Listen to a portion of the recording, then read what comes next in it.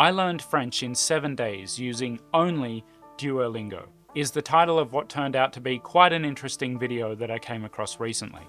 Duolingo doesn't work. You can't learn languages with it, is a claim that I've been making for some time.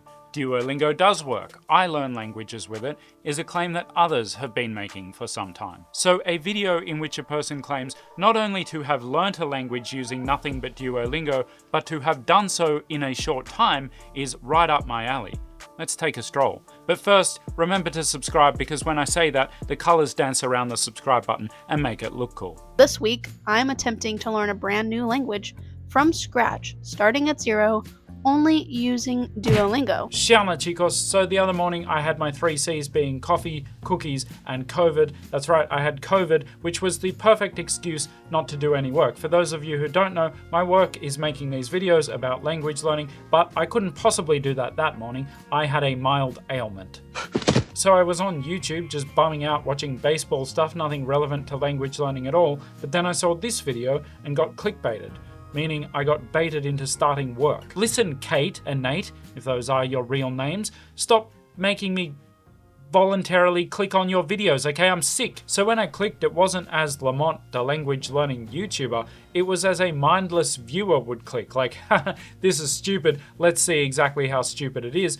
But then something weird happened. And master language learners like myself have probably used Duolingo in the past and know that it's not always the best. Why are we still using it? This hit me differently because in that moment, I'd forgotten that I usually make videos about this stuff. I was just looking to be entertained, but instead I got my own face. That is entertaining. Entertainingly stupid. And then Kate, the person in this video, said something that made me laugh. Here's the plan. Day one, I'm going to try to get through as many of these units as possible. This particular section has 6 different units, so I'm going to try to get through half of them today, half of them tomorrow, and finish the entire thing in the next 2 days. If you don't know any better, this seems perfectly reasonable, but as someone who is familiar with a lot of language learning tools, I knew that Kate was in for a surprise. So now that she's done the experiment and made the video, I wanted to get her perspective, so I asked her. You were like, oh, I'm gonna do like this much in the next 2 days, and I was like, no, you're not, unless you do it like 15 hours a day.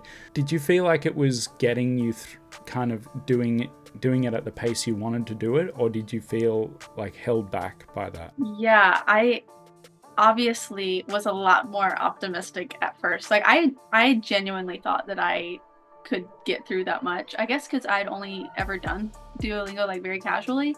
And so I had no idea that it was gonna take me that long to do that much. In case it wasn't clear, the video's entire premise is that as much as other resources might be helpful, Kate is only allowed to use Duolingo. Now, they both speak pretty decent Spanish, so it's not as if they don't know any better, they're just following the rules of the challenge. So yeah, the pace was a lot slower than I thought it was gonna be. And I think it did kind of hold me back in a way because I feel like it wasn't teaching me the words and sentences that I really needed to know. Today's a big day. I'm going to be taking my French level test to see if I will get a 2. Let's get started. So for this test, I got a 1, as I should, because I didn't know any of that. If you look at like the units that you had to do and like the time that it took you to do them, there's no way of knowing if that's an appropriate speed or not unless you know how much is in a given unit. And my recommendation for anyone who wants to use Duolingo is to test out of each unit and just cheat, like just use Google Translate, which then opens up, oh, you've done all this, so you can do it again if you want. Oh, that's actually a good idea. Yeah, that's a good idea. This is one of those things in the language learning space that seems obvious to me, but actually isn't that obvious to everyone. Now, I've built up a lot of these over the years, but my best one by far is Surfshark VPN. In 2024, there are very few tools as useful as a good VPN, especially for language learners, and especially Surfshark, which gives you an unlimited number of devices on the one plan. What Surfshark does is to make websites that are able to see lots of stuff about you and how you're using your device think that you are somewhere else whilst also hiding the rest of your data. One use of it that I haven't talked about quite as much in the past is for my audiobook app, which has tons of books in all 3 languages that I might want to listen to books in. But because it's a Swedish account and I'm in Australia, the English language books are often blocked. And when I come across this, it takes about 10 seconds to open up Surfshark,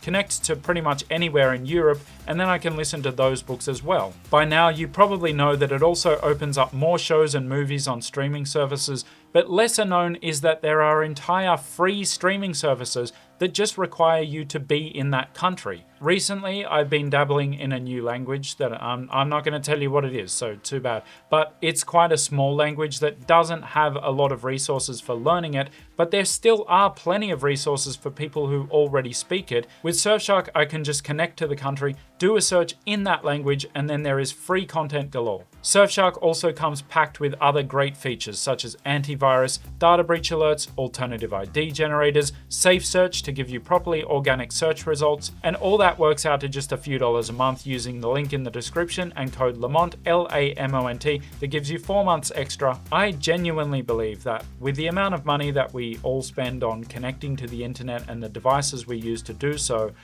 to not spend the little amount extra to get Surfshark, which just makes it all work so much better and opens up so much more stuff, it really doesn't make any sense. So if you haven't grabbed it already, I would urge you to pick it up today. Thanks to Surfshark for sponsoring the video and giving me access to way more content. It did kind of hold me back in a way because, like I was telling Nate, the first word that I learned was cat. And it was just like cat over and over and over again. And I was like, why in the world is this the first word I'm learning? And why is it showing it to me a million times and I can't skip past it? So yeah, it was awfully slow.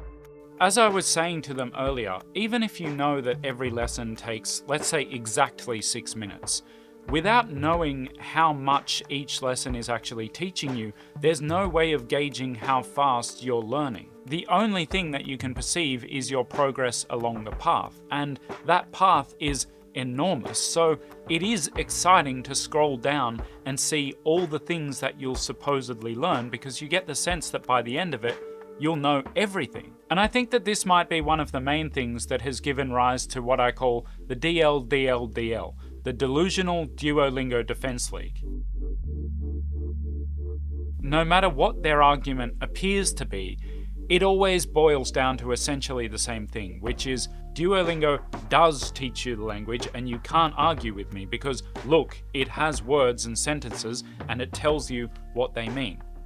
I rest my case. And I can see where they're coming from, especially if we're talking about Duolingo in the late 2010s, when it was actually pretty decent if you knew how to use it. It's only once you realize how little each of these lessons and even the units is actually teaching you that you understand that it doesn't matter how long the path is and how many lessons it has. It will never serve as more than an introduction to the language. But then their argument will come back, well, yes, obviously it's only an introduction. If you expect anything more, then you're the problem. But if that's the argument, then I would say that as an introduction, it's far too slow, because in the languages like French, Spanish, and German, even doing an hour a day, it would take you 2 years minimum to complete the course.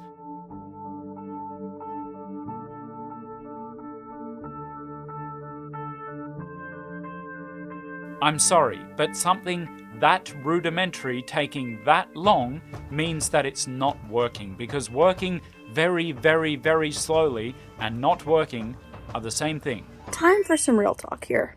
I have not been getting through these lessons as quickly as I had originally hoped. It's been taking so long to get through these units. It's been an hour and a half and I've only finished those 2. This is crazy. It's pretty obvious why Duolingo has changed so that it takes longer to learn the same amount of language. It's so that you watch more ads or that you remain a paying customer for longer. Look, they're a business, okay? That just makes business sense. But as a language learning tool, I don't think it's ever made less sense to use Duolingo than it does right now.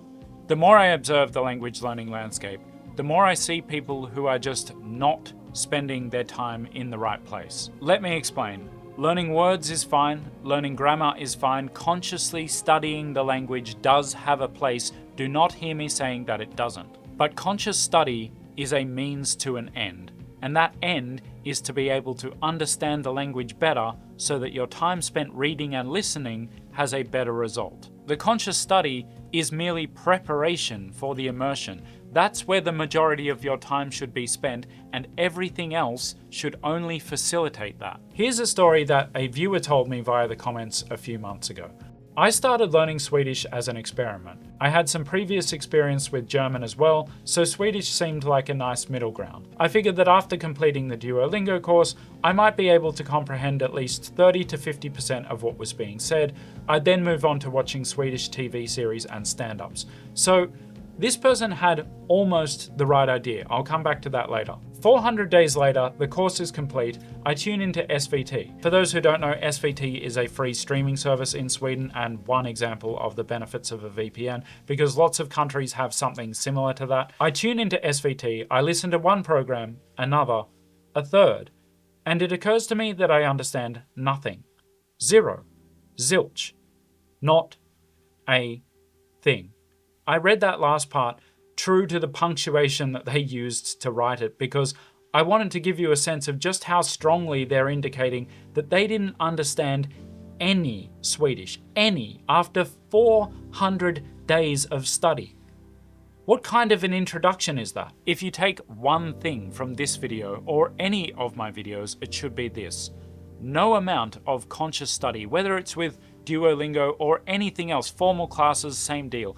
No amount of knowledge can teach you to understand the language at full speed. That is the hard part, and it is the work that must be done. So if you're spending the majority of your hours in study rather than immersion, you've got it the wrong way round. Study needs to facilitate immersion because if you start immersing when you only understand 1%, then your comprehension will increase. Slowly at first, but then quickly. But if you never immerse because you find the lack of comprehension too uncomfortable, then how do you expect that to change? We know that conscious study alone makes very little, if any, difference at all. So if you never spend time listening to the language in sizable quantities, then you will never understand it. It's that simple. So I just went on a walk and listened to my French Duolingo podcast, of course. I couldn't understand anything, so it was good that there was English commentary.